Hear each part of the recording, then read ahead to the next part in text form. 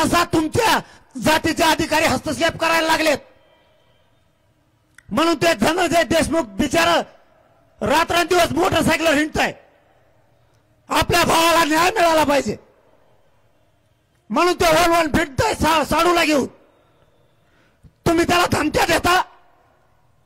देशमुख कुटुंब एकटं नाही, या राज्यातला सगळा मराठा समाज देशमुख कुटुंबाच्या पाठीशी आहे आणि वेळ पडली तर दांडे घेऊन ये.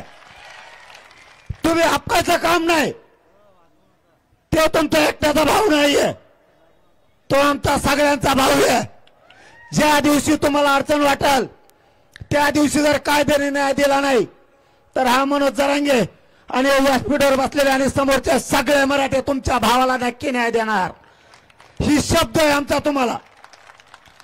आम्ही फक्त कायद्याला मानतो. कायदा सुव्यवस्था शांतता राहिली पाहिजे म्हणून आम्ही शांत आहेत. आणि मुख्यमंत्र्यांनी शब्द दिला त्या शब्दावर एक मराठे शांत आहेत. सगळ्याला फासावर लटकवतील, एकही सुटणार नाही, सगळे आरोपी पकडले जातील. हे शब्द आहे त्यांच्या कुटुंबाला. ही जर त्यांनी पुरा केला नाही तर मग त्यांनाही नाही केल्यावर सांगू आपण मराठे काय असतो. तर आपल्यापाशी कोणाची गय केली जात नाही. आपण जन्मल्यापासून मरेपर्यंत फक्त आणि फक्त मराठ्यांचाच राहणार.